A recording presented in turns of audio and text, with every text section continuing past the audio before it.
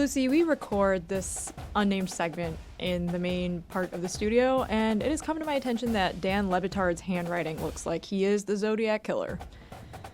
It's very square, and it's very scary. Look at this piece of paper.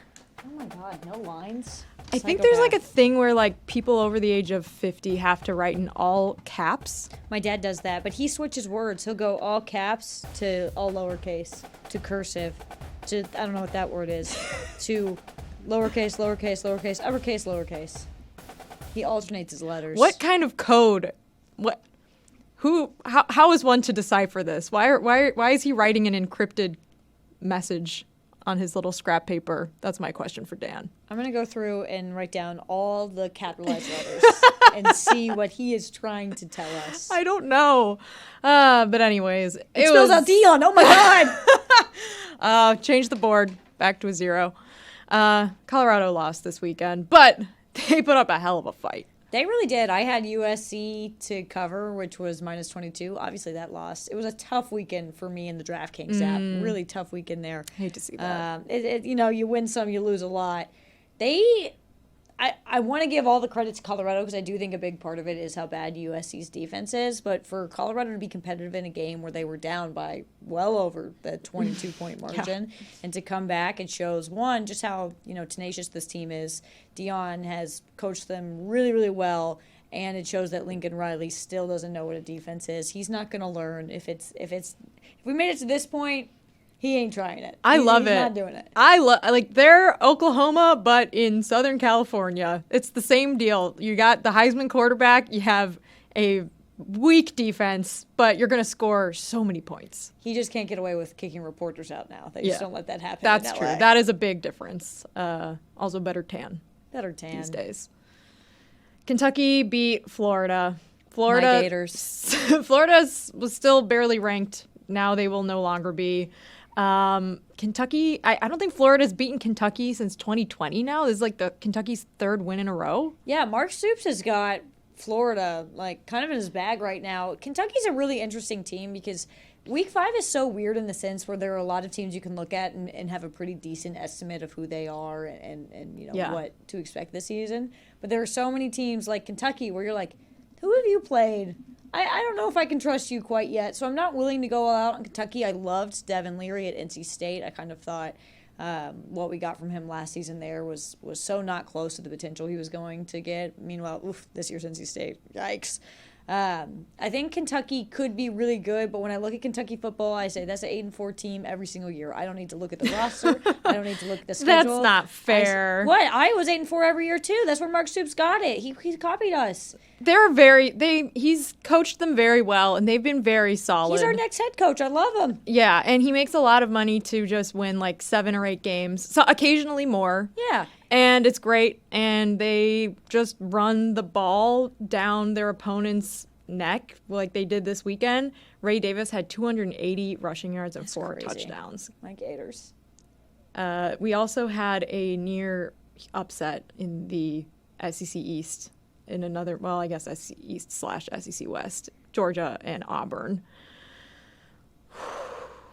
Georgia, man, that is a team that every single time I've watched them, even when they would stumble against, Mizzou and keep it kind of close over the past few years, you're just so much better than everyone else, just in every way, shape, or form. And I was watching them against Auburn, and I was like, my God, it's just not clicking the way it used to. Now, I say this fully knowing that Georgia will probably win out the rest of the season and still end up being the national champion and win in the title game and beat Michigan by 45.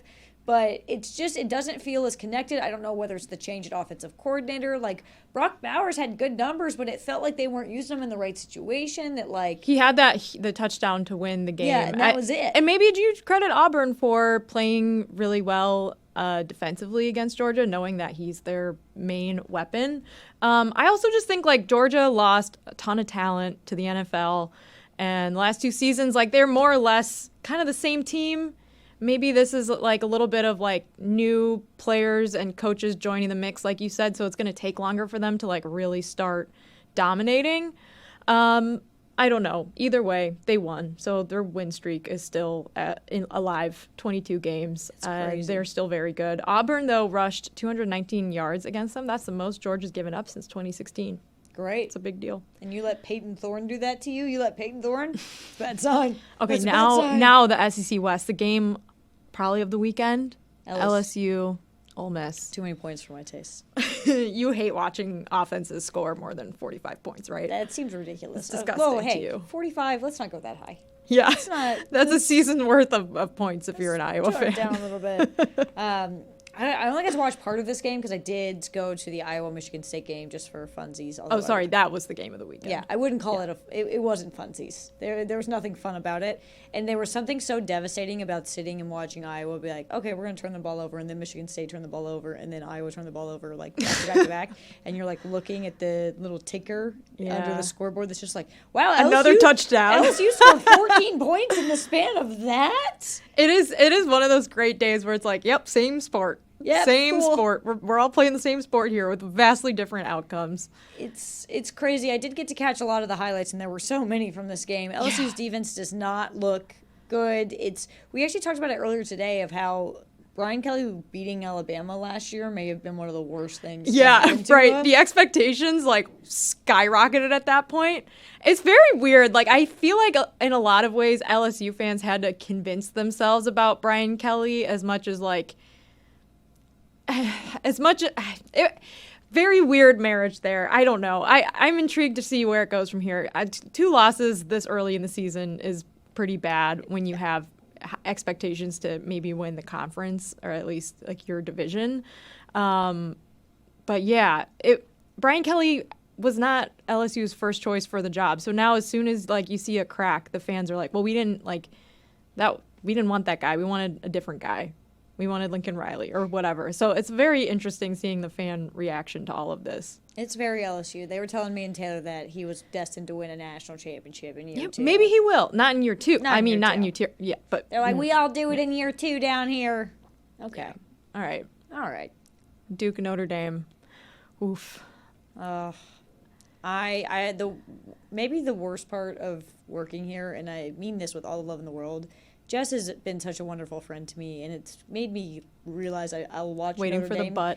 No, I watch Notre Dame games, and I want them to win now. Oh, that's... For you, because I'm like, I want Jess to be happy. But then I'm like, oh, man. So sweet. But Duke is fine. But it's Duke. Okay, I know. We've already talked about this. Enough feeling bad for Duke. They're good. They're going to be fine. Stop patronizing Duke. They're fine. He sucks. They're good. And you know what? Credit to his mom. It was a very cute little armband thing. They showed her on the broadcast a lot. She looks like a nice lady. She really does. But they lost, and it doesn't really matter because Notre Dame's technically not in the conference. But this also, I will mention, Notre Dame's 30th consecutive ACC regular season win, which breaks the record that Florida State had, although Florida State was in the ACC and Notre Dame's not, so I don't know how they can technically count that as breaking a record. It doesn't matter. It's a lot. This game really solidified me on, the hype around Duke wasn't like just a fluke. Oh, they built. No, they were good.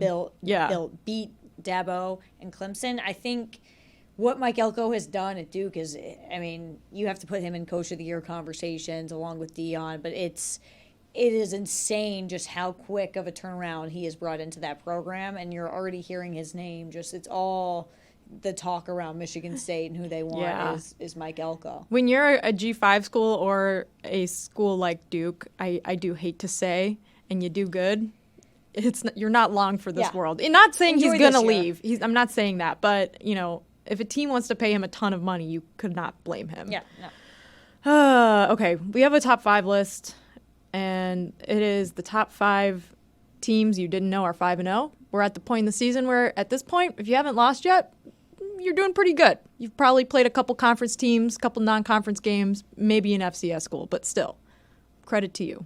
Lucy, number 5. Number 5. Now, I know this team is 5-0 because if it is September, this team is undefeated. That is the way Syracuse. It works. Oh, no. That would have been a great answer. So close. So close.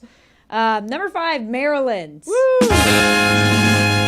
Just something about Maryland in September. They have Ohio State this weekend, so we're either going to see if Maryland's a legit team or if time will course correct like it always does, and then October hits, Maryland loses, and everything is back to the way it should be in the world. But Talia is an amazing quarterback, could be one of the best in the Big Ten, if not the best. Keep an eye on him. Keep an eye.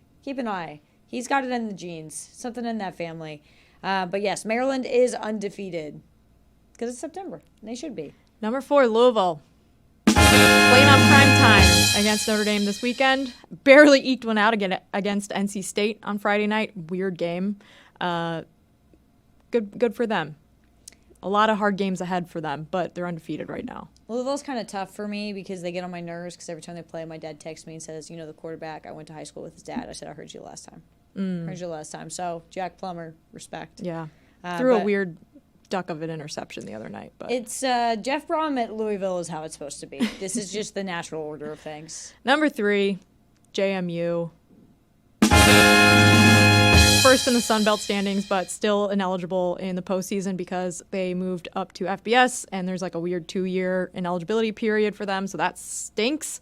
But they're 5-0. They're still good. It's so stupid. They are so good. A few weeks ago, we did the why would you schedule them? Yeah. I can't remember if they were on the list. They were. But they should be. Yeah. Yeah, they are a very, very good football team. Arguably, no, it's not even an argument. They are the best team in the state of Virginia. It's not close. It's not close. Well, Liberty. What do we do with Liberty? They're 4-0 right now, I think. We don't acknowledge Liberty. Okay. Number 2 is Missouri. Ranked. They beat Kansas State. Talked about it a couple weeks ago. Pretty crazy. They've got good wide receivers. Their quarterback threw 4 touchdowns this weekend, 395 yards. It's a lot. Lucy, how does that make you feel?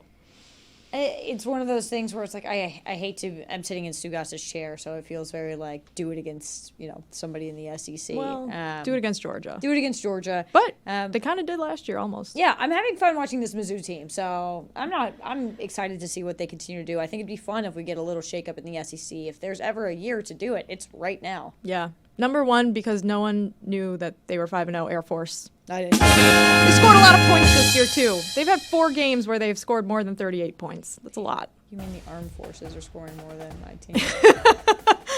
No. Okay. Everything's fine. We have a big weekend this weekend. Red River Showdown, Notre Dame and Louisville, ranked game, Kentucky and Georgia, which I'm pretty excited for now. Who are you excited for, Luce? Oh, Texas, Oklahoma, last Big 12. Can I call you Luce? Yeah, anytime.